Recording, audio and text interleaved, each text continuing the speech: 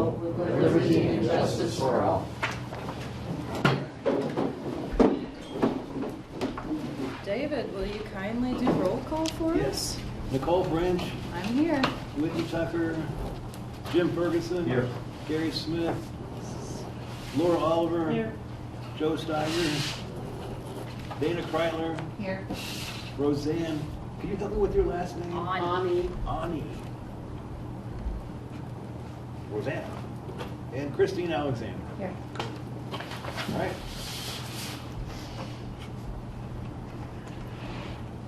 Okay, so Roseanne and Christine are our two newest. They will be. TAC or TTC? TAC. So I know we've met before. You're at Music Art Love. Yes, yes.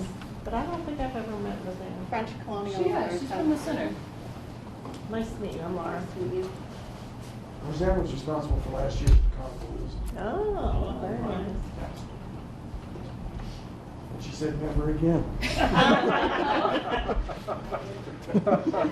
fun, it's just a lot of work. All right. We did an approval of our agenda since we finally have enough people here to do things. I thought you said we did.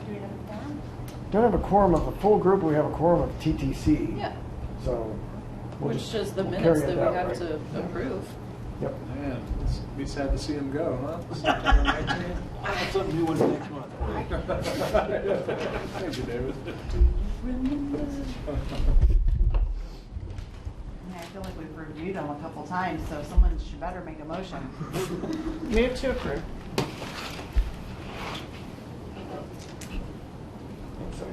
Oh, yeah, I'm sorry. Perfect.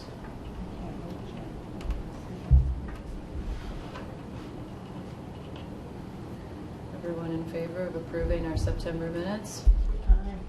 Great. We're finally done with them. All right. Happy, do you have any comments about our financial report? You've got the numbers in front of you. For the year so far, the fiscal year, we're at $12,283.41, about in line with what we've had in the past. And at this point, our bottom line is at $89,362.62.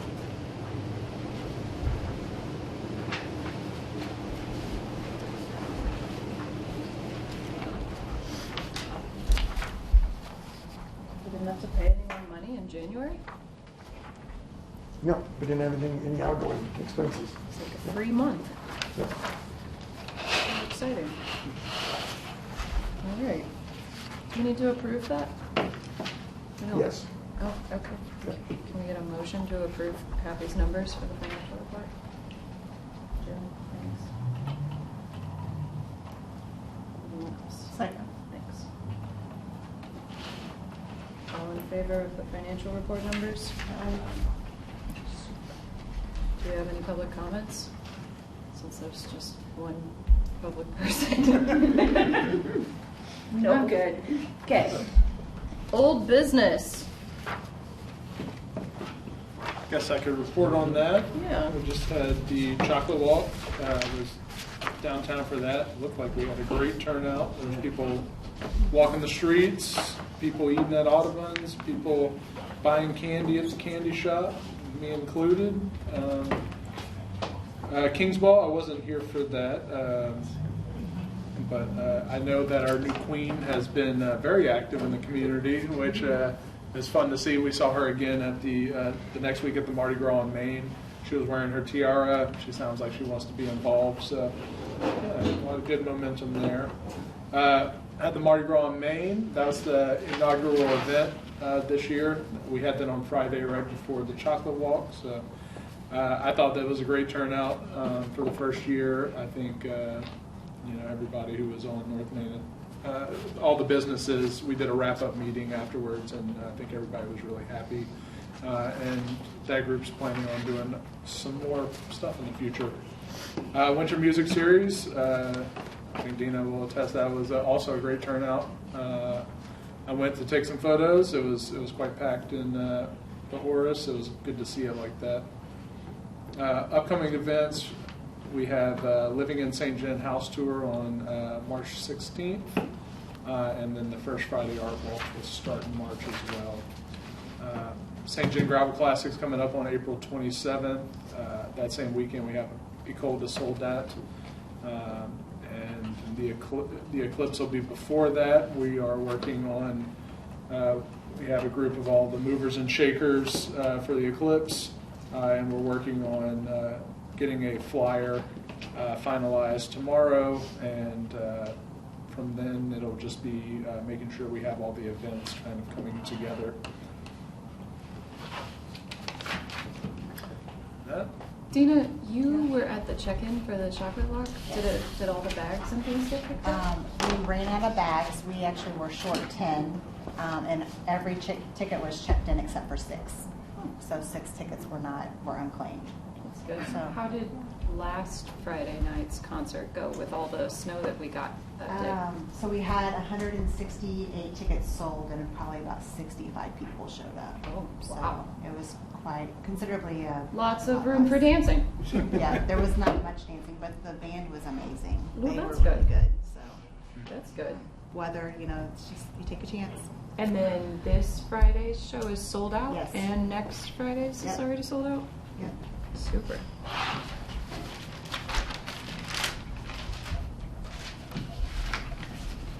Yeah, I think the weather affected everybody. Yeah. It was nasty. I drove home white knuckled for sure Sure. that night. I didn't even make it up the hill. I just slid back down and parked on the side of the road and walked up to my house. All right. Do we have any new business? There's no line items on there. Did you have anything to discuss? No?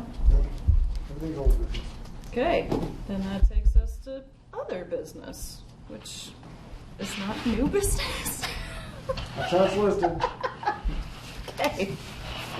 Other business.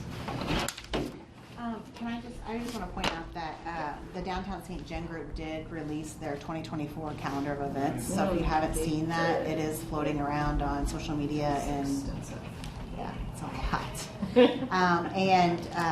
If you were not aware, Downtown St. John is picking up Pecanapalooza. So the event is not dead. Roseanne. I didn't say No. I'm not. I'm saying I'm hoping that we can lean on you for some guidance if we need it. Not necessarily volunteer time, but just guidance if we need it. Because I think that it's a big undertaking for that group, but we'll see how it goes. So hopefully, We're all hopeful. yeah. I think it'll be fun. Okay. Anything else before we let our people take over? Speak now. No? Okay. Your turn. Swivel our chairs around. Also pass these out. Seems like Okay. All right. Have a baby. Good to see everyone tonight. So for those of you who haven't met us, I think most of you have met us. I'm Randy McDaniels, President of McDaniels Marketing, and this is Jenna Farrell from our firm. We've been busy at work on developing this marketing plan, which I believe most of you have reviewed or read in advance, or at least it was in your board packet. So that's the long version, the 62-page long version. So since we all want to eat dinner tonight, we won't be going through the long version. So I already did, so you take your time. yeah, we did. Okay, you're ahead of me. Okay. So we put together kind of a summary of the plan. We're really excited about it. Of course, we've been working with Aaron and Happy on it for the past month or so. And this is based on all of your input, all of those of you that gave input to the survey, which we really appreciate, and thank you again for doing that. And as well as all the interviews we had and all the collection we did back in the visit in December. It seems like 6 months ago, but it was in December. And again, another gorgeous piece of weather. Again, that was like perfect, right? Storybook weather when we were here in December. Easy to take photos, walk around, no nastiness, great weather. And I said to myself, I'm like, we need more people on the street. This is the middle of Christmas season. That's our job. That's our collective job. We got to increase the number of people walking around and going in and out of everywhere and spending money, right? So that's all we have to do. It sounds simple, right? I really feel confident this plan will do it. So, Jen, if you want to kind of move forward. So, I mean, overall, after reviewing and really collecting all the information about St. Genevieve, we feel it's a really, truly remarkable place and has tremendous capability to grow. Yes, we're going to go through some strengths and weaknesses that we'll need to address. But I mean, when you look at how when you blend the history with the activities and the family-friendly events and the cultural festivals and all the different things you do here, you were just talking about how much not Main Street, but downtown does. That it's amazing how many events that are here overall. So we feel there's a lot of potential. Let's just kind of dive into the plan. So we're going to go through the SWOT analysis, and I'm not going to read all this, so don't be scared. But definitely historical significance, and that's a good way to put it, right? Every time I describe this city to anyone, especially clients in other states that we work with, other tourism states, as well as just my friends, family, everyone since I've been here, when I describe this place, there's a lot of jaw-dropping when you say how old the buildings are, because you can't see that anywhere else unless you go to Connecticut or Massachusetts. I've toured out there, that Boston area. You drive around the country roads, you see 1758 on a cornerstone. You can't see that or feel that or experience that really anywhere else in the Midwest, right? So that is significance, right? So historical significance. Arts and culture, really amazed at a lot of the people that are really makers down here. The pewter shop alone, and the fact that it's in that building, the history behind that building alone, you could have just that, and we could draw tons of people here. But you don't just have that. You have a lot more than that, right?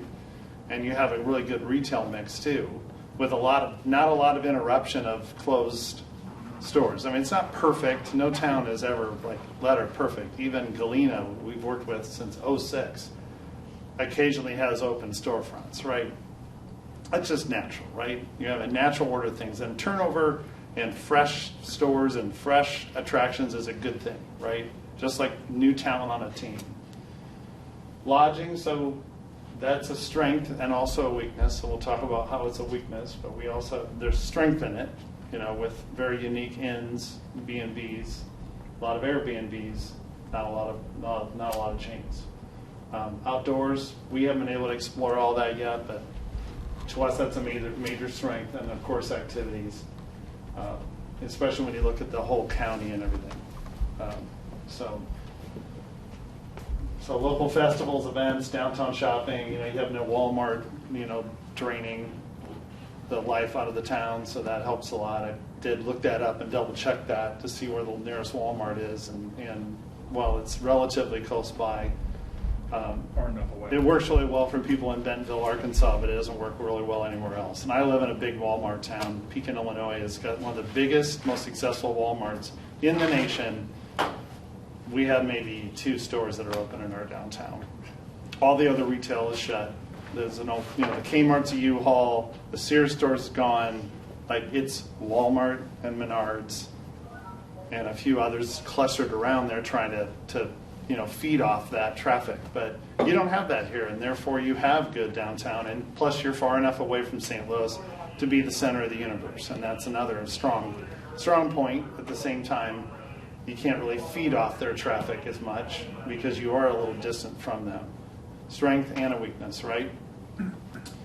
So when you look at weaknesses, so the branding to us needs to be dramatically improved. And when we say branding, that means everything you stand for, everything you say, everything we purvey out to the public, and how you look, how you're presented, right? I mean, logo is one thing, but it's everything and all the messaging that needs to be built around that. And I'll show you an example in a little while. Digital presence is really lacking elements of storytelling, emotion. There's not a lot of storytelling anywhere. We're going to work on that. Aaron's going to be a tremendous catalyst behind that. Photography, video library, lacking. You do have some scattered community groups that are not working together based on some of the surveys. That's not based on me saying that. That's based on people commenting about that. I don't think it's extremely bad, but it's just, that can always be improved upon, right? But how do we get people to work together even better than they are now? Limited resources, we know that. So, we've talked a lot about this subject when we were here last time, is about, pursuing potentially having the county collect the tax.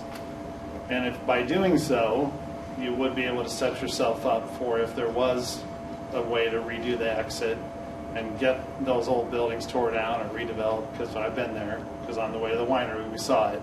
So the hotel that's shut down, the gas stations that shut down, that's not producing any tax, if you were able to get the county to collect and put the tax all together, you'd have the ability to grow even more forward down the future. And I'm talking, this is the kind of thing, if you could establish it, you're setting future generations up for strength, because tourism really, in so many ways, is the driver in this community. So that's future thinking, right? But it can also be now thinking, depending on how you can approach it. But you want to be, if you can get an organization formed, whether it's a 501c6 or whether it's the same organization and the county collects tax and pays it into the city, or the opposite, or whatever you end up with, because we've worked with them all. If you set up a county boundary that collects tax, therefore you have a wider swath for a hotel to get spotted in, especially like a Fairfield or something that's on an app that everybody knows and everybody knows it's clean, and right? We know that's a hole, right? And we also know that critical mass is really important at retail, which in a lot of ways you have. You have critical mass of historical structures. You have critical mass of retail pretty well downtown. And you have other retail too. But lodging works the same way. Sometimes the more of it you have, the better everybody does, right? Because you really don't have the ability to attract a lot of meetings or conventions, like that market, some weddings probably, but right? So those are all things we can work on down the road. Dwindling, tired volunteer base. We talked about the first time we were here. There was echoed by some people. Just heard that, from you. These events are a lot of work. You probably didn't have a whole bunch of 28-year-olds standing right by you working that, did you? Right? So that's what we have to look at, is how do you attract visitors that can end up being like, the people that opened the meadery, that story was amazing. We got to go there, and that's new investment. They have property in Galena. They understand tourism. They know how to run their show. It's really amazing, right? It's unique. But they're not 28 either. So like, how do you get that new? Basically it's rolling the welcome mat out and getting a certain percentage of people that come to visit to stay and to put down roots. And you have them, in the Bohemian area, and all her stores. I mean, she came here on a road trip. I know that whole story, right? Yeah. That's an amazing story we need to tell. She was a visitor and stayed, invested, and she's got all those stores that she runs between. Which to me, that story writes itself. Yeah, So right. it's so cool. Handful of homes for sale in town, virtually no new housing starts. Same thing I hear over and over and over again, especially in historic homes. So we have price of materials are up, interest rates are up, land values are up, all at the same time, right? But that is starting to loosen up. So I am hearing some of our clients, like Defiance, Ohio, for example, which is one of the most historic destinations we work with. It goes all the way back pre-Revolutionary War.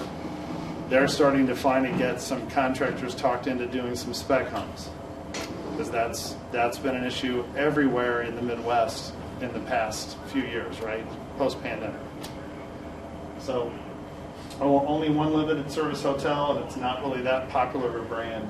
And then, of course, lastly, lack of river access, which you'll see this old photo I found on Google Images of the tracks showing during a drought, right? So we all know all that, right?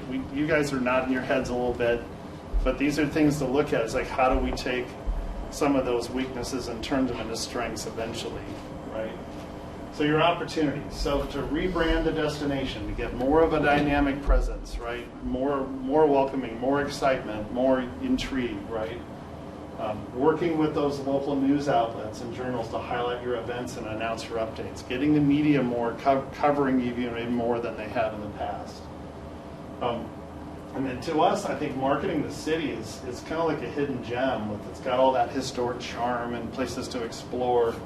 It's amazing to me, just in my 3.5 hour away overnight Target area, which it is, I don't think there's been a single person, and I was just at a benefit over the weekend that had probably 400 people at it. There wasn't a single person I said where I was going to go that's ever heard of this place. We'll face it. Okay, that's Peoria, Illinois area, right? So that's a good market, right? It's far enough away, we're going to want to stay, right? And we're in a historic river area, so we like areas like this. We all think it's cool. So leverage the state of Missouri grant funding. So we've got that all kind of laid that out. And how do we use the grants, right? The grant program's awesome. Improve the website, social media presence. That's going to be really important. And then a couple long-term goals. So these are really opportunities.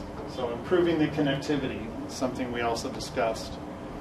Looking at signage, looking at wayfinding down the road, like maybe some kiosks, things like that. That's more of a long-term goal. And then marketing back to your community and its leaders. So some of the things that we put together in this plan, and you notice even like this tourism wheel, which we developed, these are the kind of tools, and this presentation even of itself can be used with the city and county and other groups to help educate them on what you're trying to accomplish and what we will accomplish, over the next 5 years, okay? So some of the threats. Obviously, you have competition from other cities, areas with stronger online presence. We know that, right? I always say you can't do anything about your competition, but monitor them. You only can take control of your own future, craft your own plan, and move forward, and be aggressive. So business and restaurants closing early, there's not much nightlife. That's very common. We see that all the time. And then affordable housing starts becoming a lot of Airbnbs. So there's a lot of homes that, like when they come up for sale, they're turning them into Airbnbs. And that can cause problems because there's not enough places to move into. And I know, Aaron, you found a house, but you thought you were really fortunate to find it Really when you did. So, these are things to look at. I know we have someone in here represents real estate, right? You understand a lot of the things we talked about. We talked about some of it last time. It's in the marketing plan. Our approach very much focuses on long-term growth and sustainability. And the only way you sustain a community is through growth. You cannot pedal in place. You don't. Nothing pedals in place. You're either fading away or you're growing. It's one way or the other, right? It's how marketing works. And then lack of diversity would be the last one, right? And that can come. That can come over time. The more you welcome people, the more you're welcoming you are, the more you can diversify the talent base that you have, okay? All right, so let's go over some goals. So, again, our goals: strengthen your current marketing efforts to build your tourism revenue, increase visits, leverage your current following. You have a fan base. You have a lot of people that come to events now. You have a lot of people that know you. Like, let's concentrate on making sure those people spread the word. Build that positive word of mouth, right? Describe this as a great place to live, work, and visit. So when you utilize fresh branding and content messaging to reframe St. Genevieve, okay, reframe it to people so they understand that it's great, but it's getting even better, and it's going to appeal to more younger generations. And a lot of that's done with how we present the brand, and its colors, and its fonts, and its language, and all of that. And then try to, of course, attract more business investors and developers. We want to extend the length of stay, too. That's another key aspect. Okay. then it can be done. Definitely can be done. There's enough to do here to keep you longer. Any place that's this easy to walk around and just to relax and chill we can extend the length of stay. There's no reason why people should come for an event and then head out. They should stay Yeah. for an extra day Yeah, or two. yeah. So again, trying to become a 7-day-a-week destination, that doesn't mean people are going to stay 7 days. They might. Some people are staying longer and doing extended stays now, probably in some of the Airbnbs. But trying to get more midweek. I think we weren't here at the end of the week. I think we were here in the middle. So it's like the middling middle, right? Trying to get more traffic in the middle of the week, beginning of the week, right? Attracting new and expanded lodging investment, connecting city assets with county assets. We talked about that. Building that ecotourism product that you have and building upon that and marketing that, because you have so many great wide open spaces and places to enjoy. And a lot of them are kind of hidden. Actually, the whole town's kind of hidden in a way when you're this far off the interstate. So we have to outreach and pull people in, because they're not going to just point at it and just drive in, right? So that's a little harder. Expand populations through a new base of volunteers. Realize more investment through the city and county. So that's those are some of the goals. Any comments about the goals? I want to make sure this is a discussion and not just a presentation. So I was just wondering that it says like there's a lack of nightlife, and I agree that it doesn't go really too late, and that I didn't see too much on like the emphasis, I forgot which page it is, on entertainment. Like there's nothing that says entertainment, which would bring in like this one right here, fine arts, wine, outdoor, and legends. There's at least five venues at least that has music and entertainment at night. I have at least 5 things a month at my place. 3 of them are music related, and I feel like that in the Oris and Right. Bricks and Right. there's and Audubon's. I mean, we're growing more into music and entertainment, and I think that would be if we could focus a little, add it at least into there, because I think it would get more people, younger people engaged. I just saw that was kind of overlooked. Yeah, I thought. I believe one of the pillars, the messaging pillars, is arts and culture, correct? Fine arts. Or Fine arts, which I think we throw music into that. Yeah. That's kind of our approach. So music is a form of expression and art. So it's there. You're absolutely right. It has to be there. We need to market whatever you have on live music, right? Absolutely. Yeah. Yeah. Totally agree.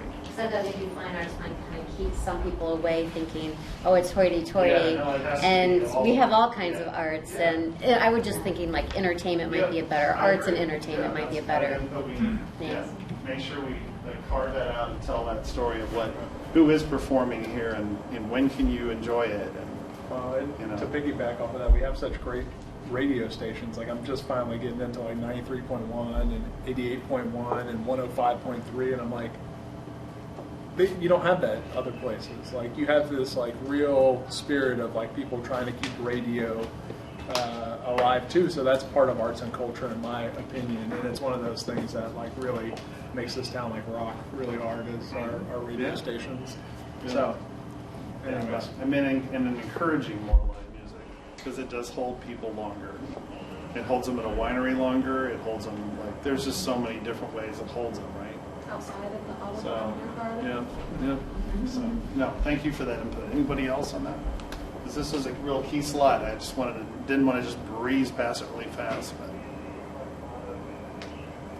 okay, we'll keep going. There's a lot to go through. So all right. So when you look at our strategy, so it's building that new brand strategy, and a part of that, building that infrastructure. And the next step would be to deploy more of an aggressive advertising plan to persuade those people to visit, live, and work.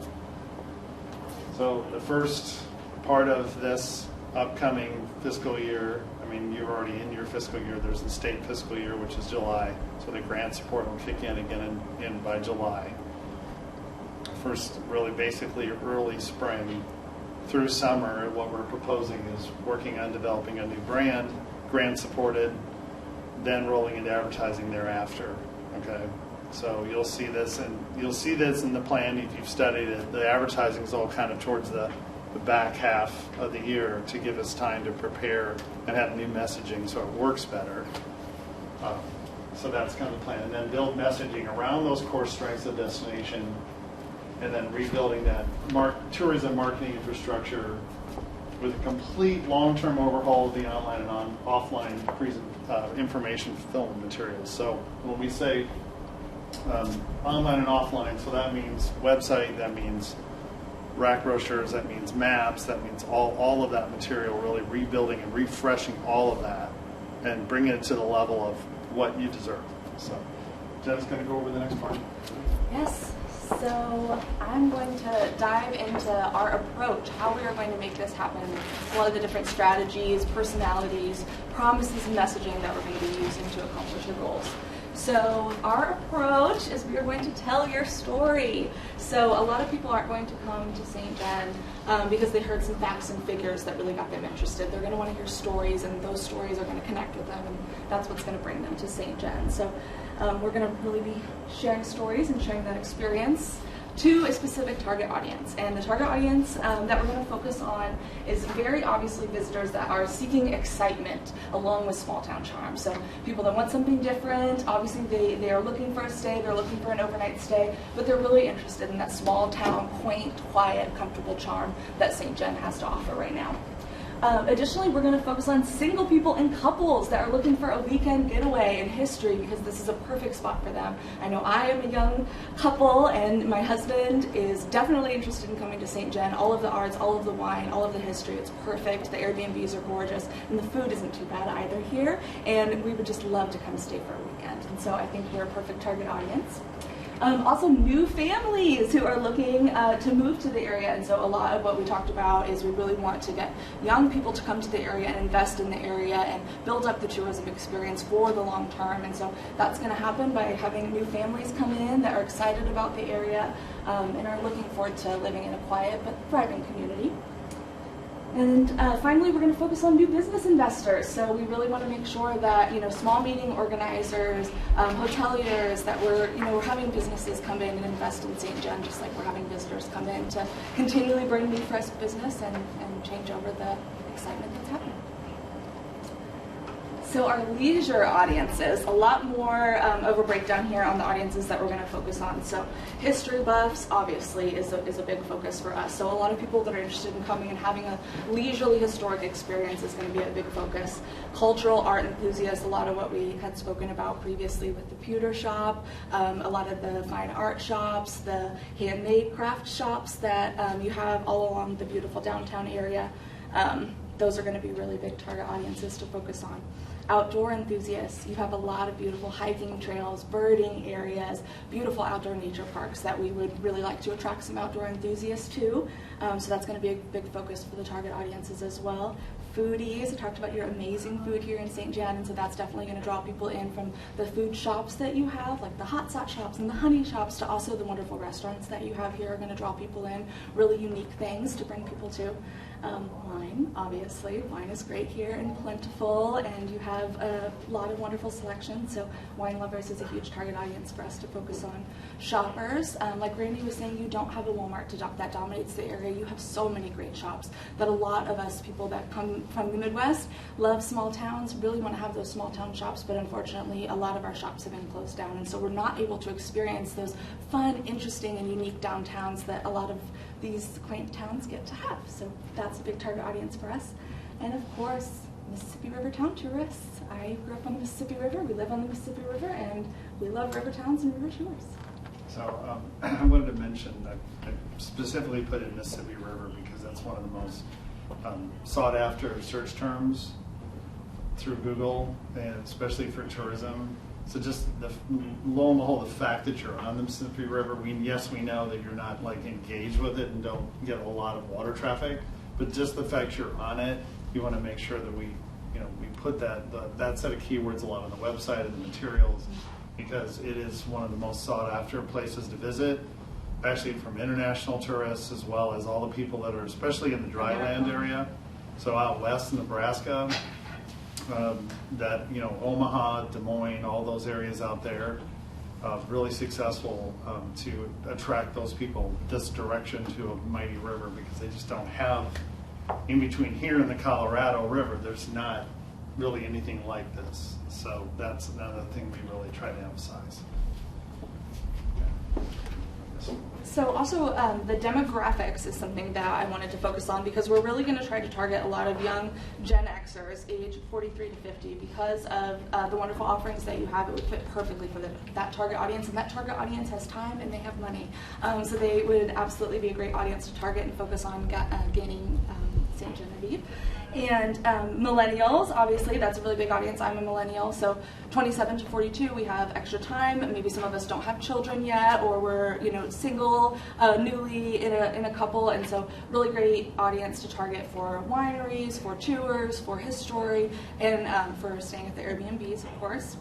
Gen Z, so these are the younger groups, and this is what's really going to grow as we get more of the social media growing up. They make a lot of decisions through social media, and also it will help with nightlife growth. So when we have more nightlife in the area, when there's musical events to bring them, when they can hang out at those events that will keep them a little bit later, that really helps too with the younger ages. And then upper income families with children. So families are a really great target audience, because you have a lot of historical areas, you have a lot of natural areas, and a lot of places where they can learn, where they can get their hands on, where they can explore the dinosaur museum, where they can play, get their runs out in the cemetery, but also check out some of the family-oriented places throughout town as well. So psychographics, so we're really going to focus on people that are looking for a destination that is historical. They want a historic revival. So that's what's really great about St. Gen, is it's been around, it's untouched, but there's a lot of really cool new and upcoming things happening in St. Gen. You have a lot of really exciting businesses, you have young people that are interested in coming to the area, and the doors are open, and they're open storefronts. So we really want to get people that are interested in that historic revival and destinations that want to revive themselves, and people that want to help put their money where that is. And also we really want to focus on individuals that are looking for a community where the residents all support each other and contribute, and that's really big in St. Gen. That was something that we noticed when we were going through a lot of the different tours and we were meeting a lot of the different individuals. Everyone is so invested, and the community is really strong here, and people are going to be very interested and very excited in finding out about that. And so geo-targets, obviously, where are we going to be pulling people from? So we want to get people from a lot of the overnight areas, but also we want to get people that can come in and just stay for an event.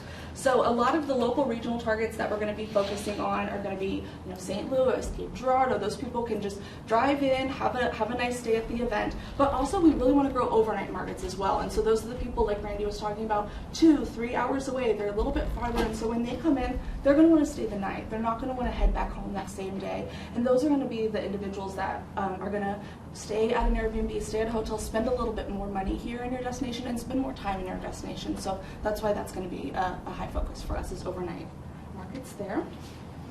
The other aspect, and I think 2 slides ago we mentioned, French and German heritage. So some of that heritage and cultural tourism. So we can leverage data, especially social media data. We all have profiles that we reveal things, right? That we can target more individuals that lean into that, and they want to know more about their heritage, right? So, and we can even look at where are more French people. We all know the Swedes are way up north, right?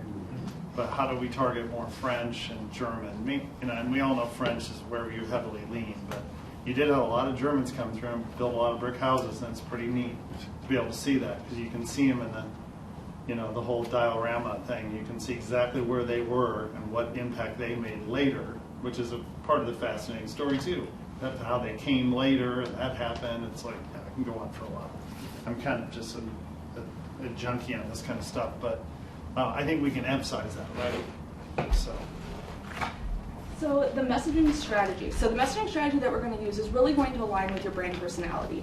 And we're going to talk about that in a moment, but the brand personality that we're going to define for St. Gen is really going to focus on these 4 pillars of your brand. So legends and lore, fine arts and entertainment, we're going to bring that in. Wine, obviously, is one of the big pillars, and then outdoor adventure. So these are the 4 pillars that we're going to tie a lot of your messaging around and really focus the brand personality of St. John around. So the brand personality, so when we did our survey, we were able to get some really great feedback from everyone. And so a lot of the key terms that you see up here were how residents describe the town. And so what we found was it's historical, it's affordable, it's comfortable, there's eclectic shops, cool wineries, great hikes, immaculate scenery.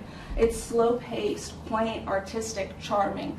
So these are a lot of the terms that we're going to help guide the brand personality and the messaging strategy for St. John. So brand positioning.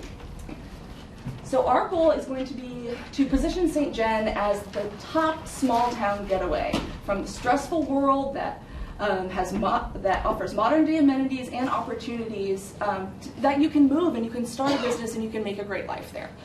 So that is going to be the way that we're going to position your brand. You're going to come for the history, stay for the unexpected. It's a visit of historic proportions. So these are a lot of terms that we've kind of created, built on amazing history, thriving on our creative spirit. A lot of the different brand positioning statements that help to define St. John. This is actually like a spitballing tagline exercise from our creative copywriter, Dane Lemire. So, yes, his last name's Lemire.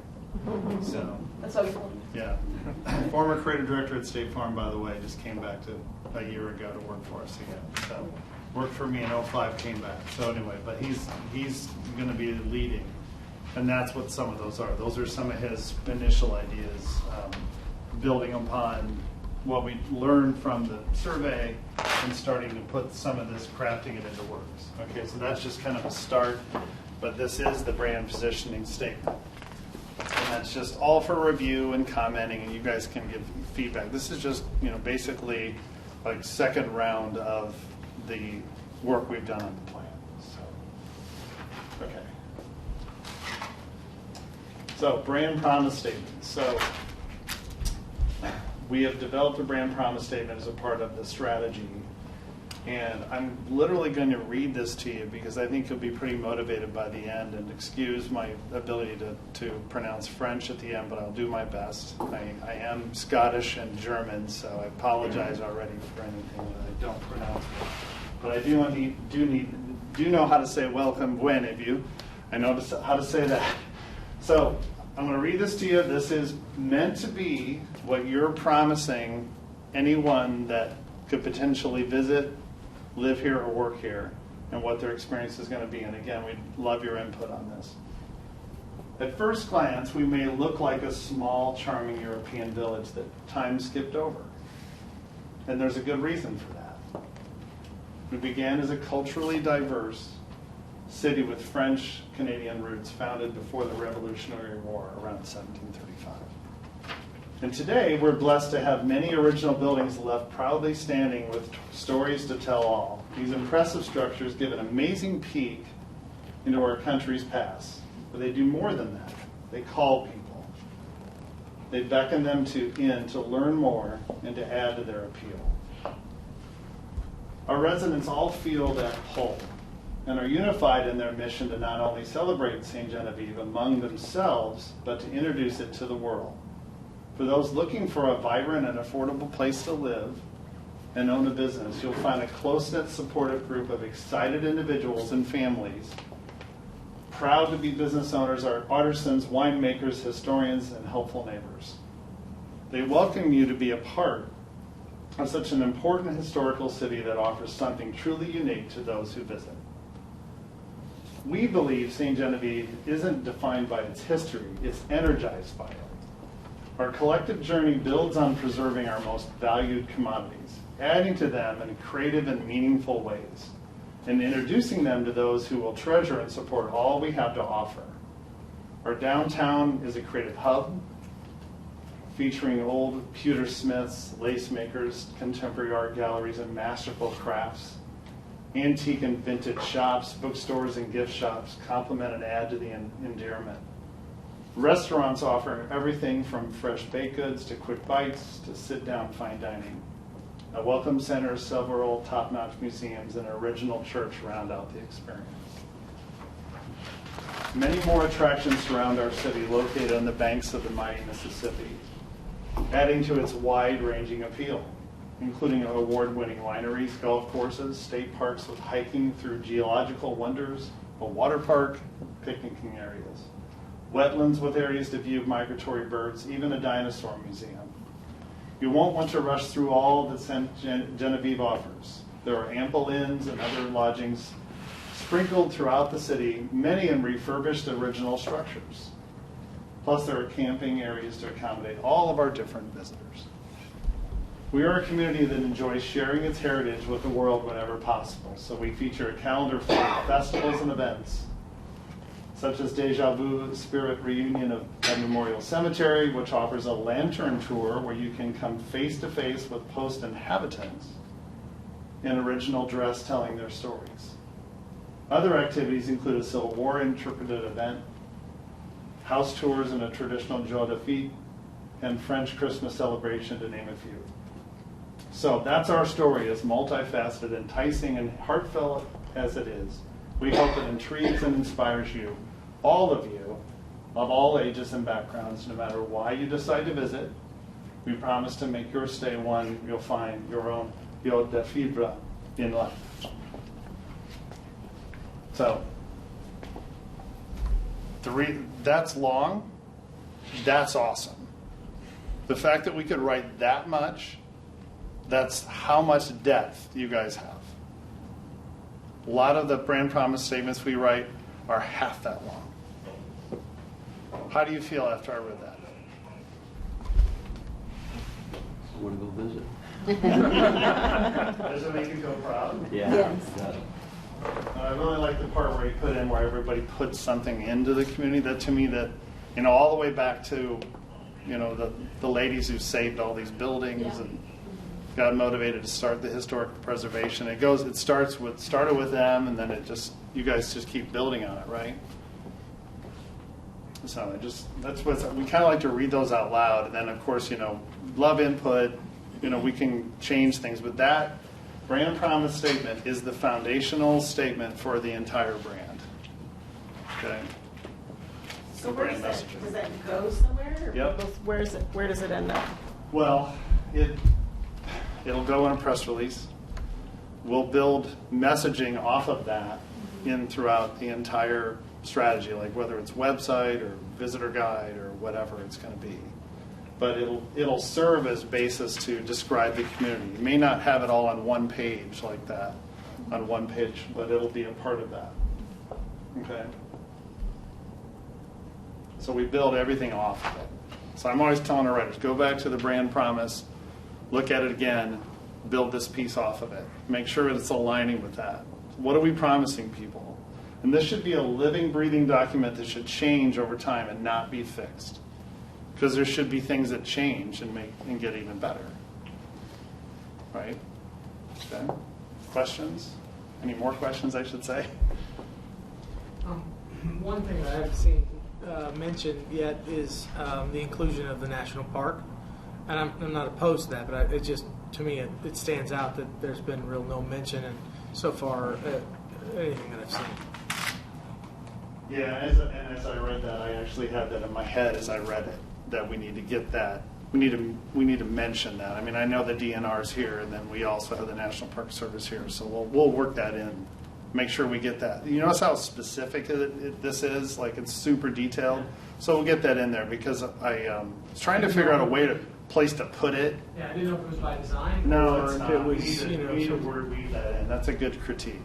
Okay, so we'll work on that. We just didn't expect this to be like completely perfect tonight, but it's a start. So hopefully you feel it's a good start. But yeah. All right. Okay. All right. So when we met last, and I'm not going to go over this in full detail. I know it's about 20 after 6, and you tell me, Happy, when we need to cut this off, right? So, but you did ask for some slides on impact of value and value of tourism. So just to summarize, so economic impact. All right, huge. A lot of communities are really depending on tourism now. They're not, when you look at the past, right, living in the past, thinking you're going to get another gigantic industrial complex with a big car plant, all of a sudden land in your lap. It's building more talent through tourism that oftentimes starts businesses that generations from now could be employing lots of workers at living wage jobs, right? Economic impact, social impact, right? So tourism also creates a social impact because you have vibrant, diverse community that attracts new residents and businesses and promotes more cultural exchange. So if you invite new people in and you have to be open to all, then you start to change your local culture and heritage by bringing in more volunteers and employees that can, they can really make a big difference. And then environmental impact. So tourism can also protect and preserve cultural sites, which you're already there. You're living that, right? But you can still build off that as well by continuing to protect what you have, even your outdoor spaces too. And there's also awareness, though, of environmental impact of tourism. This is really like a big subject out west, in California especially. They literally measure the environmental impact of people visiting the town and what damage it can do to any space they encounter. And they try to make sure that they heal that when people leave. Like just like an event, like if you have a lot of littering or somebody runs through somebody's yard, or like there is an impact of visitors, and measuring that too and making sure you fix things up and are always on that, right? Because it can degrade sometimes as well. Well, just to speak on that, because I spent a lot of my time in California, and what's cool about that is the infrastructure is already built. California is such a front runner and that sort of thing that it's kind of like when a country starts developing. They don't have infrastructure for like old telephone wires, but they put in cell towers. So like if we really start moving in that direction, we could have people come in and kind of skip over all this old infrastructure for putting in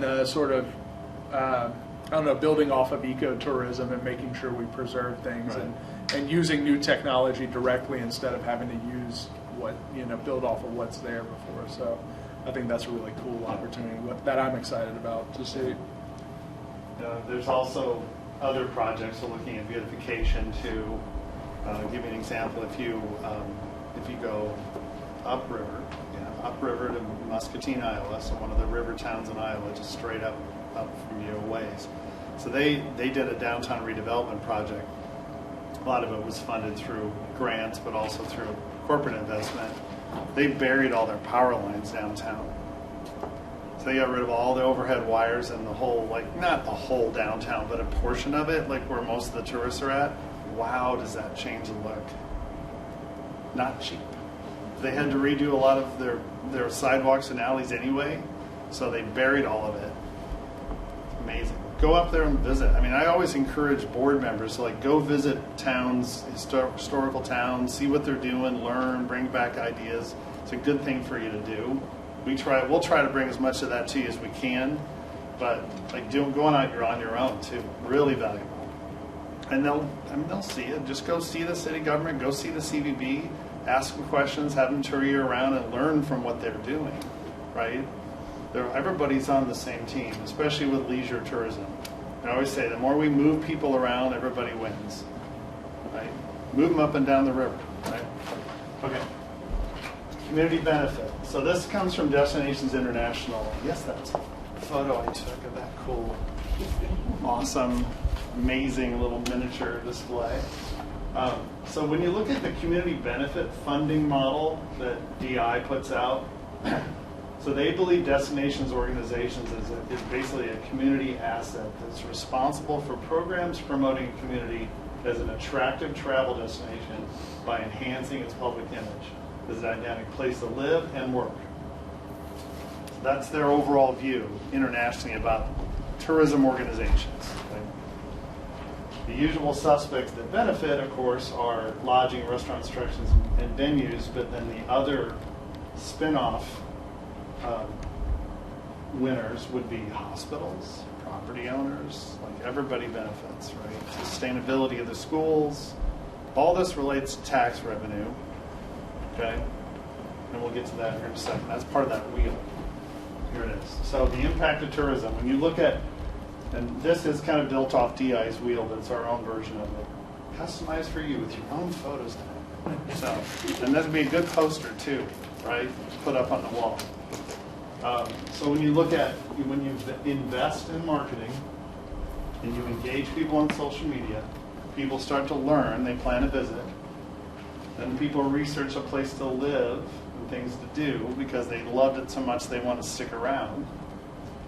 They research places to work, they apply for a position or at an existing business, or they start their own business. They visit for the very first time. They reach out to real estate firms. They move their more spending power locally. Local business builds tax revenue, right? Pressure's taken off strained government budgets because of all this investment, right? More investment in the community. You become more attractive because there's more investment in the community. The area becomes stronger, it grows. You invest in more revitalization, and it just keeps going around and around. So the first step was long ago by saving your buildings, not tearing everything down, right? And now it's marketing and just welcoming people to see all you have, and then the more we welcome people in, the better you'll be able to invest in the community and fix potholes and all those things that cost a ton of money. And we all know that roads are just absolutely astronomical to fix, and so is all the concrete work, right? All that stuff, but it matters, right? It really matters, and they have noticed it's very clean. You guys are all over that. A lot of good things going on. Just to be able to just invite more people in and get that wheel going even stronger. It's going, but how do we get it really going, right? And making a difference. Pulling in all the disparate parts, Yeah, and then the county. So that's a whole nother subject we've already talked about, right? So it's not just the city, it's the county and where the wineries are at and everything. And the county, the condition of the county roads, the wayfinding in the county, all of that long term could be a bigger asset than you already have, as well as the exit, which, your exits aren't helping you a lot right now. And they could. So, okay. Questions before we keep going? Okay. All right. So, tactically, brand platform. So, slogan, taglines. We started some thoughts on that, right? So, what we're recommending is you apply for an MPD Creative Brand Strategy Grant. That's one of the next ones. So, you're already following in line with what Missouri Department of Tourism does. So, you applied for the marketing strategy grant that enabled us to do this, and they paid for part of our time to do this. What's a natural step? Their grant programs are wonderful. They lay out the whole thing. You almost just go right in order, right? So the next thing to do is to really rebuild the brand and have all that new, fresh look, feel, and language, right? Palette, and display that throughout the community. So this is an example of a community in Illinois. It's Jacksonville, Illinois. It's right below Springfield there, right between Quincy, Illinois, and Springfield. Anybody familiar with what I'm talking about? So Quincy's another river town upriver from you. They're just over here on the Illinois River instead. Very, very old, but not as old as you guys. So 1820s, right? And they've got a lot of historic homes and whatnot. So their challenge was us. How do we unify their brand? So we literally rebranded their CDB, their city, their chamber, their Main Street and economic development, and they all match. They all have their own little unique colors. They have some freedom to operate within that. This is their brand color scheme. They have consistent little social media icons, their visitor guide, which there's one laying up here. Branded merchandise, websites done, everything. So we started this rebrand in 2021 with research. December 2021, now here's where they're at. And they've almost got everything built out. They've got 7 videos running, they've got advertising, they've got everything, like we're just getting down to the, like, I mean, illustrated maps done, like really built out. Now they're just kind of, they're rolling and their numbers are going up. Their lodging tax revenue is going up and they're feeling it. There's a lot of good energy. Now the EDC has paid us to do videos on live and work, and now we're doing that. And we're blending that strategy together. This is where I'd hope to see you guys in 2 or 3 years, right here, where they're at. So I just want to give you an example of that. But everything that needs to be done here needs to be customized to your situation, needs to be completely different than what anybody else's strategy is, right? There's foundational elements that we know work, but your strategy has to be different. There's only one St. Genevieve. Okay? So another aspect of this is, with the branding, is that we do deploy public relations. So we have relationships with media. There's news wires we can use to kick out the press release on the new brand. We did that for Jacksonville too. News wires is a pretty amazing way to get instantaneous link backs. So PR Newswire is a part of Cision. And basically, it's all these news organizations take that feed. Literally, as soon as we launch a press release, it's linked back to your website by up to probably 1,000 different media resources throughout the nation. And it's really not even that much money to do. So brand rollout. So if you were to get the grant, so you apply for the grant April 1st. That's why it's important to approve this plan before then, because then Happy and Aaron could apply and we can help you. But you can apply for that grant, and then you'll be awarded like by May, I believe. Usually, I think it is, right? Happy, somewhere around there, May or June. And usually you can kind of get the word of whether everything looks good. They'll kind of indicate it, and then their money kicks in July, the way that works. So that's the next grant that we would recommend that you apply for. And this is just a timeline. So if we were to do the rebrand, we'd be finished by the beginning of 2025. But we would start using the brand by fall. So if you develop it this summer with Aaron and Happy and all of you, and giving you, and you would have a lot of input. And then having that finished by fall, the advertising start to run by then. And then, when you look at this is the integration. The integration would continue on. So website, so another MPD grant that's available, would recommend for year 2. So apply for the website grant because they'll fund that too. They'll fund a portion of that. So that would be another thing that can be changed. Now, we can use the existing website and change the logo out and put some, with Aaron's help, to put some of the messaging there in the meantime. But your budget just won't allow for us to do everything like all in 1 year. But if we use the grants well, we can just keep adding on and keep building this out. It's no different than Jacksonville did. Their grants are different in Illinois, but they're still, to get all that done, they're using grants all the way through. Just different funding rate. Illinois has just got more of a lump sum type of thing. They've also got project grants too. So looking at website, we'll go to the next slide. Blog. So this is something that can be done right now. So Aaron's got a lot of talent in writing and visuals that he can do. I recommend that you can start a blog now. We've got some topics in this plan that you could build off of. You could establish a blog, and then we could take that content and redeploy it in the new website later. Nice. Okay. But that's something that could just be a part of the social strategy like right now. Because you have so many stories to tell, and writing on individuals. A lot of times, like a really good blog is just writing about an individual, like a business owner or a, one of your pioneers, or the families. I mean, all these families that, connect to all these homes. I mean, you don't have enough lifetime almost to write all the stories that there are to tell in this town, past, present, and future. But I would recommend we start on that. So.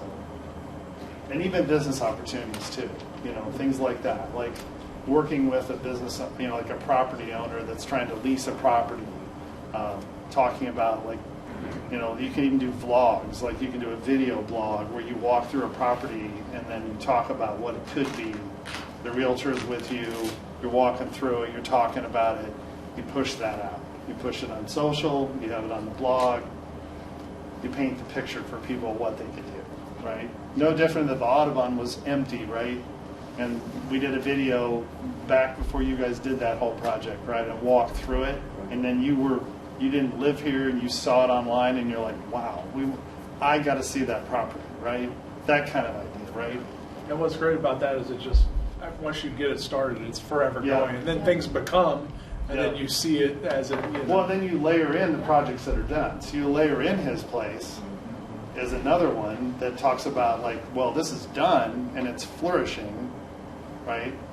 So this project was here, and if you have before photos, it's even better because then you can show what was done, right? And then it just crafts it for people to understand, like, because not everybody's done these kind of projects before. They don't know what some people need help, right? So sometimes it helps like to see somebody else has done it, and then it's like, okay, I think we can do this, right? And then they come to town, and then a while all of a sudden you've got a new family here or a new individual that is doing all kinds of great things.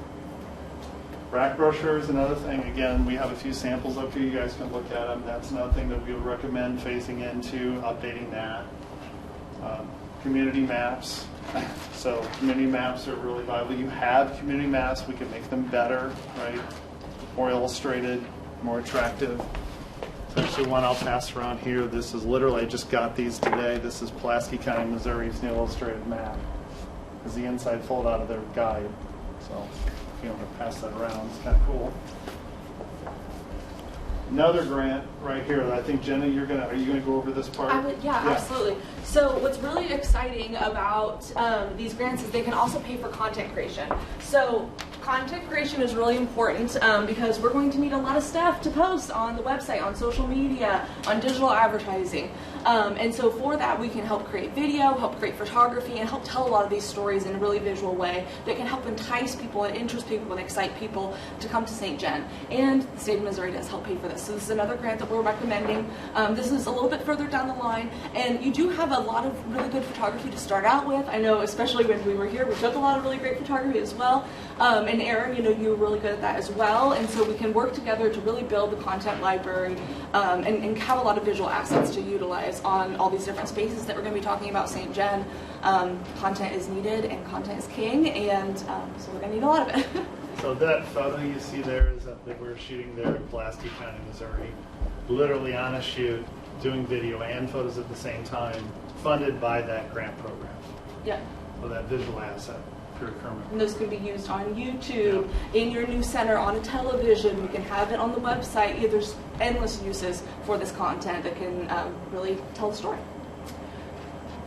You want to switch to the next slide, Randy? Sorry, You're okay. falling asleep here. There you go. And so this is a really amazing graphic that Aaron produced that really kind of details his vision on how we're going to help manage and support the social media and digital advertising program for St. Gen. So we really need to have a cohesive, coordinated effort between us, really utilizing a lot of the key social platforms that are out there. So Instagram, TikTok, Facebook, YouTube, and the website. These are all going to be our tools that we're going to utilize to tell the story of St. Gen. And Aaron, he wrote, paragraphs kind of explaining the vision, right, Aaron? Like kind of how you would use each platform. Yeah, and how they reinforce each other. So TikTok and Instagram are more akin than, let's say, Facebook, YouTube, and website, mostly because Instagram and TikTok are vertical as to where Facebook, YouTube, and the website are all very horizontal and more cinematic, so you can get way more in depth. And you want, Facebook, YouTube, the website, it's all longer form sort of art. Instagram, TikTok's more short, immediate sort of stuff, and it's more to Instagram and TikTok are more to kind of build a vibe for people to kind of look at it and visually relate to something, as to where Facebook, YouTube, the website's all going to be information. People who really want to intellectually understand St. Gen. But even TikTok, you can do videos on how to make a tiny computer spoon, which I bought 3 of when I was here. So, I'm into tiny things, so that's why I think that the visitor center is so cool with that whole diagram of the town. Yeah, absolutely. Oh. So a little bit more onto this. So Facebook and Google. So these are some of the tools that we're going to utilize to really push out a lot of that content on the digital advertising space. So we really would like to start Facebook as soon as this fall, utilizing a lot of the new branding elements, utilizing a lot of the great photography that we already have, but crafting that into new stories that we can share on Facebook, on Instagram, supporting fall events, and also supporting the Christmas shopping season for this year, getting more people on those streets on the Wednesday, the week before Christmas, when the streets can definitely have some people on them. We should get them there. And then again, we really want to focus on social media April through June as well. Because it will support the eclipse, so that's really important.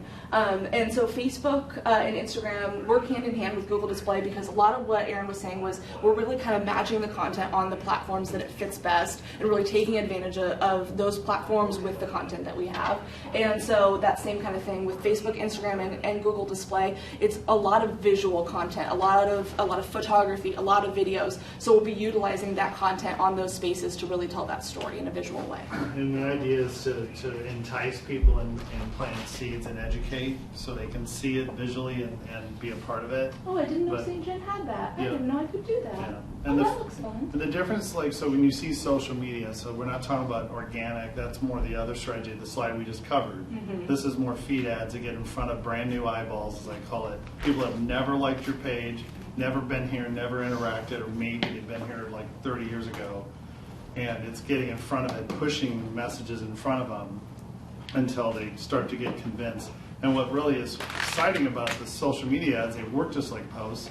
So you'll have a lot of people comment on them and say, I've been there, and then other people jump on, and then it just works the same way. All the conversations. And you get all the conversations off of them. That Google Display is different. It's more, it has no commenting ability. It's just pure website traffic, solid awareness, getting ads on mobile apps, desktop, everything within their network. It's highly efficient, super cheap way to get massive amounts of appeal and awareness, as low as sometimes are like 10 cents a click. Yeah, very cost effective way to advertise. And a lot of the targeting measures that I was speaking about earlier are the targeting measures that we can implement in these platforms. So the age targeting, the interest targeting, the activity targeting, a lot of those things can be put into Facebook, can be put into Google, and we can use that to specifically look for people that would be a good fit for your destination.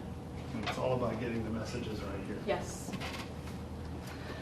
So how will we do that? So we will design engaging ads. We will help target the right people, targeting location, age, device, language, interest, behavior. We can get really in depth. I know we were talking a little bit about this at our last meeting. It can even be a little bit invasive sometimes that people feel, but that information that people are giving to these platforms is really helpful for us to see who they are and to share them messages that they're interested in and that they're going to take advantage of.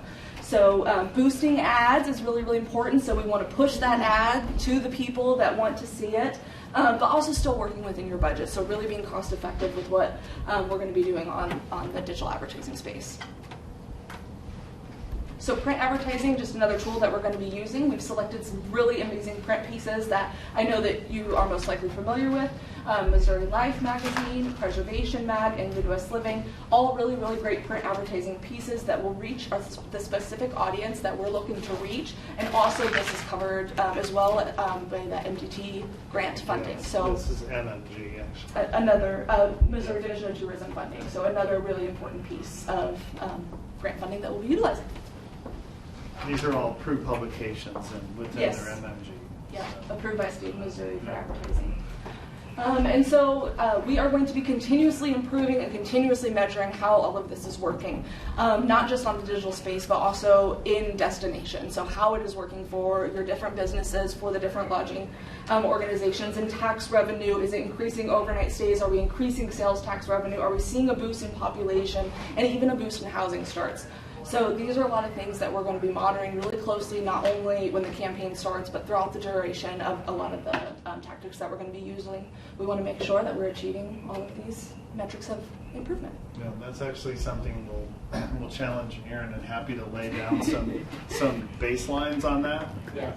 Before we start, like where do all those stats lie, and then where do we end up year 1, year 2, year 3, year 4, and just see how we can move the needle.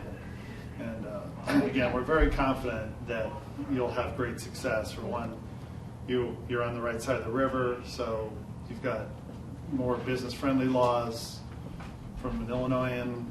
I have to say it. So our Iowa clients, are doing amazing for those same reasons, right?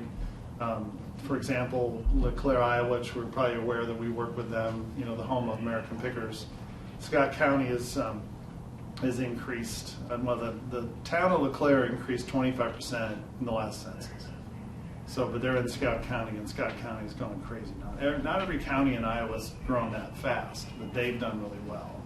Tourism's their product. It's not because they landed a new plant. If they still have some manufacturing, but it's tourism's their main product. And then they've had a whole bunch of people move into town, and they're seeing that come. And now there are people, I think I shared with you before, there's people starting to complain their property values are up and their taxes are up. But sorry, tough. That's the epitome of success. Is that property values are up, that means you're winning, right? So, but then you kind of have to look at it again and say, okay, where do we need to go next, right? So you'll never become as expensive as California. So don't worry about that. But we all know that's a good thing, right? We want our buildings to be worth more, and that's ultimately the final, solution. So anytime if you ever want to talk to them, again, another great place to go upriver and talk. They're some of the most friendly people in the world. Iowa nice, it's true. And if you ever heard of their state slogan, they would share their strategy. And if you ever wanted to visit with Mike Wolf, I know him personally of American Pickers, and he was the catalyst behind a lot of that. If he doesn't do that and do that show and all that, probably doesn't happen, right? For everybody else, right? You already have a lot of those entrepreneurs going on here. They're just different. So NPD grants by year utilization. So brand strategy 24-25, website development 25-26, visual to asset procurement. So that's photos and video. That's FY 26-27, and then lastly social media strategy content expansion. That's 27-28. What that is just a refined social media strategy. By then we'll be killing it, but then we can layer on even more social content with that grant, even higher level creative with that grant, and fund even more good stuff. So that's kind of what we're recommending for the grant utilization on MPD. As long as that's sustained by the state, that should roll in. We haven't seen a lot of interruption with that. Didn't even see any interruption with that even during COVID. If anything, they turned around and funded even stronger after that. So all these budgets here, if you guys have questions about those, I know we're running a little long with this. This was a lot to present. No, I'm sorry, I have another. Oh, no problem. Sorry, I needed to, I apologize. But we don't need to go through these in detail. Now, this first one's probably the most critical to discuss, is that there was a few notations that we'll have to work with because we're in the middle of a current year, and this plan that we're recommending, it's going to be important to monitor like the fund availability from the city, and then we may have to adjust expenditures like this fall to make sure the funding is all there, because we're in the middle. We're actually in your middle of your year. So I do have a notation of how much funds can be spent before September 30th, but this is mixing in all the state funding in this budget. And so it's around $93,000. Okay, but that's based on July 1. But it's still mixing in some of your calendar year money as well. It's fun. So, because Pulaski County is the same way too. So we have to plan twice. So now we're starting to plan all the MMG advertising now, because the state just announced what everybody's getting. And then you apply for your NPD grants in April, and then they fund that. But it's all good problems, right? So it's one thing that we're used to is that kind of that multi-funding platform, but at the same time, there's enough flexibility in here where there's very minimal like contracted stuff that can't be adjusted. And the only thing that's really kind of more ironclad is like those print publications, right? All the digital, if we're running that together, like we can reduce that, we can put it up, we can put it down. We buy it based on per click. There's no We're not buying it from a third party. We're buying it direct from the platforms. So super adjustable as we get into the year. And then when you go to year 2, similar investments each year. Not really that much difference. Just a little higher or lower depending on what we're doing. In the last couple of years after the website's launched, we've got some maintenance in there to support. We've got hosting in there. So some of those costs start to kick in. But one of the constants that we're leaving in this, of course, is the digital advertising to modernize your approach to be able to use that highly efficient way to get in front of more people in more places.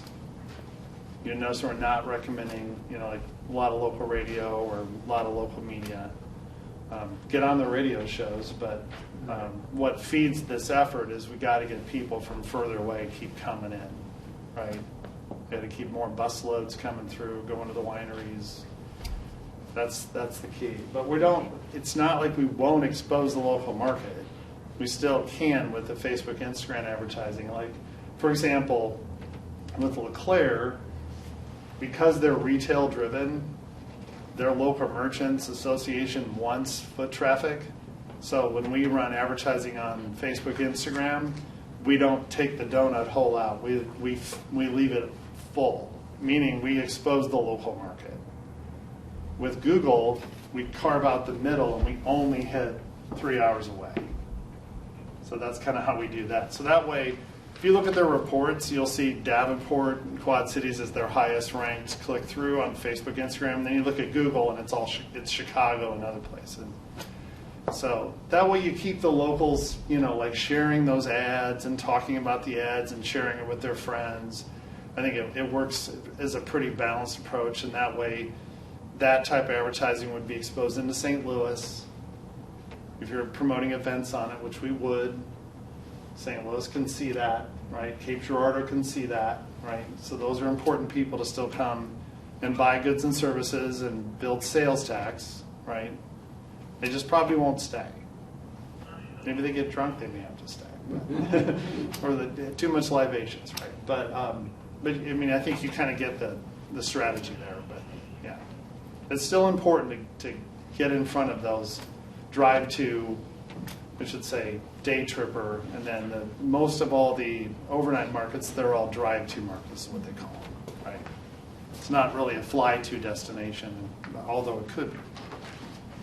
So if you ever have a question about attracting international visitors, that's the state's job. But work with your state closely, because there's no reason why you can't have more and more European visitors here, which I'm sure you have.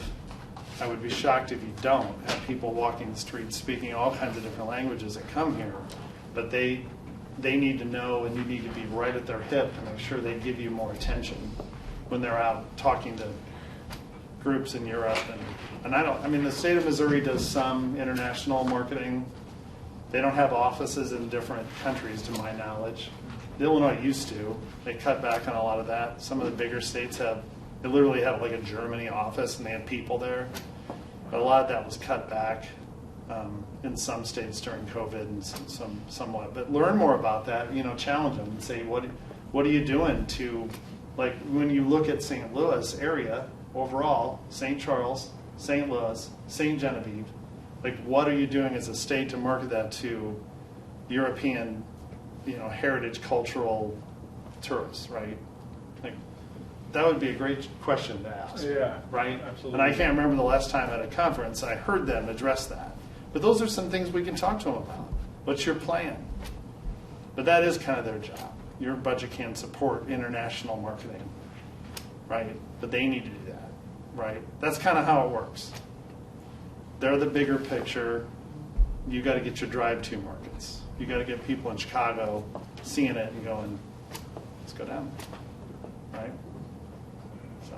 And one last thing. Yeah. How do we find out Yeah. who can come to your destination? So something else we recommend long-term, 5-6 years from now, is doing a marketing study. The state does do these. We also offer this as well, but the state, I think there's some funding for doing visitor intercept surveys where they'll come and they'll interview people that are coming in and out of the lodging properties, We've done it through email too. Like by the time you had reached this point, you should have a bigger email list because you'll have a lot more people signing up and opting in because the marketing is going to be modernized.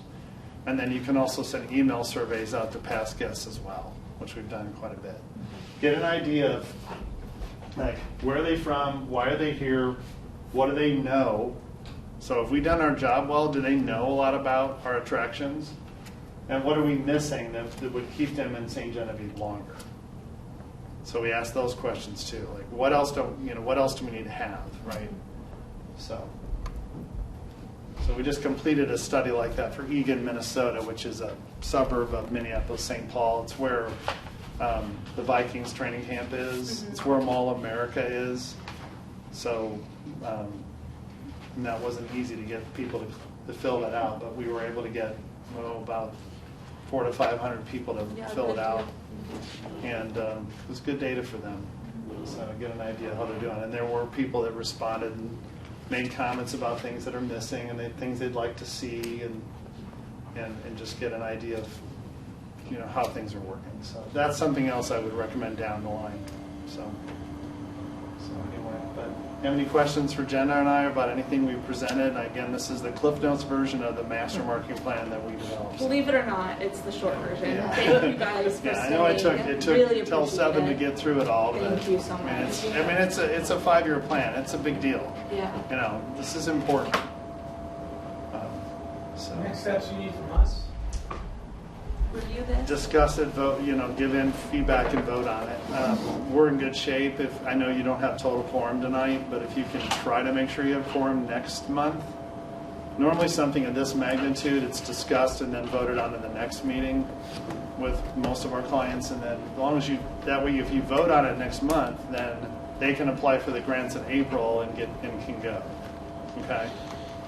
So you can still have some time yet to look at this, absorb it, talk about it, and not try to make. You don't have to make a decision tonight. This is, there's a lot here, So at least that's my recommendation in terms of the timeline. So, okay. Just my plug is I'm really excited about this because it does provide so much support for our efforts, but you have someone in the position like myself who's really engaged and really wants to push this, find the space that they're not occupying and occupy that, and make sure that I'm pushing forward. So we're all going to be working together, and I think that's really great. If you guys want to lean into it, the more we put into it, the more we're going to get out of it, because I'm locked in. Everything that they present, a lot of this stuff, Happy can say, is stuff that I presented when I went to get this job. So, it's like, I guess they went, oh yeah, he's like found he like talked to McDaniels before found this. his file, I guess. Yeah, right, exactly. So that's why I'm bright-eyed and bushy-tailed right now after all that, just because I'm very excited about what they offer, and they know what we're going to do, and we're going to make sure, part of what I'm going to do is take your input and make sure that we make this as unique as possible, because they can't do that part. They're here to help us kind of develop this like overarching goal, and you need someone like myself on the ground going, okay, what do we want this to look like, really, and I can give my input and I can take control of it if you want me to, but I would love to do it together, Yes, it's a team effort. All the successful relationships we've had, it takes a local tourism expert to lead that effort. Even things like setting up photo shoots or figuring out who to interview, or just knowing the community really well to know all the more unique stories, and then getting out on a daily basis and supporting everything, recording everything and publish everything that's going on every day. That alone is a huge effort. So I think we feel confident that with Aaron and any other steps that's added, that we can collectively work together with Happy as well as all of you guys to make this happen. And we're super excited about being here. Again, this goes all the way back to 2021. We came down and visited once, had a discussion with a former director, I got super jacked about seeing what we could do down here, and I'm even more excited now that we are here. So, yeah. On your budget part of the marketing arm of it, you were at 94,000 or something like that. Do you Right. think that was adequate for what we're trying to do here? If we adopt the plan as is, or tweak it a little bit, are you thinking that's a solid number that we can move the needle? Yep.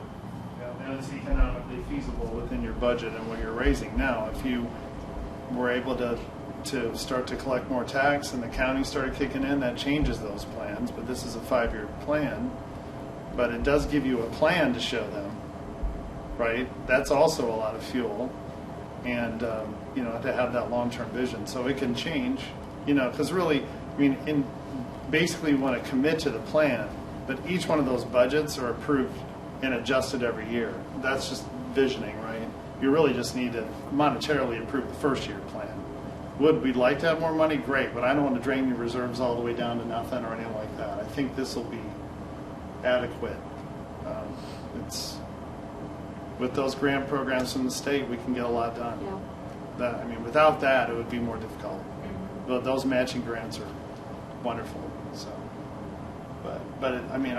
we'll be the first one to tell you if you need to dig a little bit deeper. There are a couple projects in there we are recommending, like maybe tapping into reserves. The MAP project. The map. There's a few things like that when we come to that. But what I'm kind of hoping is if a lot of this works as well as it does, you'll have more funds because we'll just get more people here. That's the way it should work, unless there's some big interruption, So if I was standing here in 2019 saying all this, like we signed a whole bunch of new clients July of 2019. We had fun for 6 months. That was interesting. Well, Claire and Pulaski were both the same situation. We had all this momentum, positive numbers, and then, right? So, we don't foresee that, right? Everything's going to be cool. Everybody's going to stay healthy, right? The next 5 years, right? The 6 years, everything will be good. Interest rates are going to come down a little bit, I heard.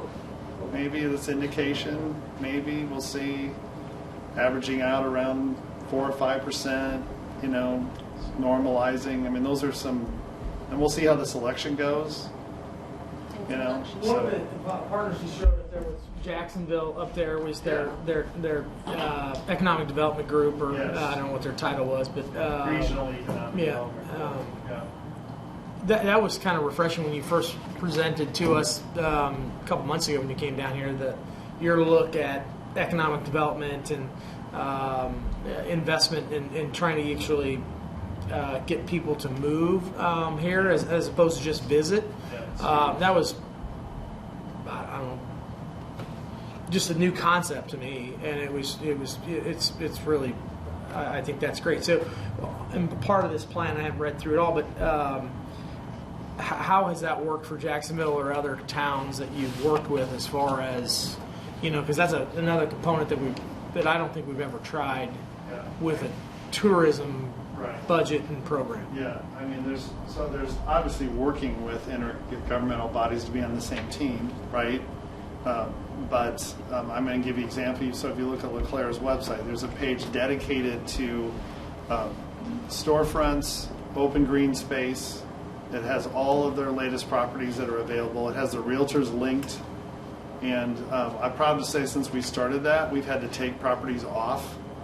And then they lost a key restaurant because a chef just said he was done and he just wanted to go do something else. And it was a super good restaurant. And we put it on there, and somebody's also already in there. I just ate there like a few weeks ago, and it was amazing. And I'm like, oh, but we put it out on the website. We helped them market it. So and we run ads for them on LinkedIn, and we'll actually put properties on LinkedIn as ads and say, hey, we have this property available in Iowa. And people in Chicago were seeing it. Trying to get it in front of money pots. Because, there's a lot of developers in Chicago. There's a lot of developers in Quad Cities.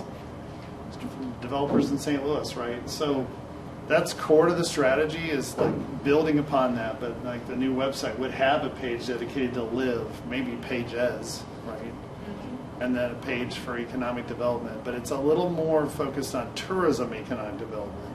It's not industrial parks or that's different. What we do here is we focus on like lodging, economic development, restaurant, attractions. You know, you have the water park. What if you didn't have your water park? Then we try to go market to get one, right? That type of idea, right? It's adding amenities and attractions. And the thing is, what works though is that the better the town gets, the more the industrial companies sometimes come because you have better workforce, and then they want to live. The owners or the managers go, well, I want to live there. Let's put the plant there. I mean, that's a big part of it. A lot of times, we all know that. We can look at all the studies you want in real estate, quality of life. There's been entire businesses move. Why did SBC move out of St. Louis? Because the CEO wanted to live in San Antonio, decimated downtown St. Louis. Better quality of life perception. San Antonio won, St. Louis lost, right? So you just gotta, I mean, that's why you gotta be proactive on this strategy. Because you've got riverfront land, you've got lots of areas to attract investment. Just gotta, you know, get after it.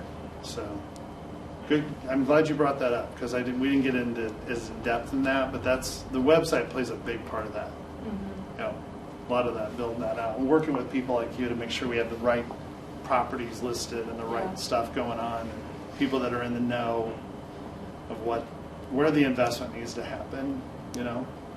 So, anything else? Good. Okay. All right, you're welcome. All right, thanks. We brought some free stuff. There's notebooks, there's handouts. I know someone came in late, didn't get a chance. Come on up. Got lots of fun stuff. I'll have these laying up here, and if you want to need anything else. All right. Okay. Lots of samples. All right, thank you. Thank you all so much. Again, you can make notes and relay feedback to Aaron and Happy too, because even on anything you see, you've gotten some good feedback. We'll tweak a couple things, but you know, next few weeks you have plenty of time to kind of absorb it and email back if you have more thoughts. Okay. All right, awesome.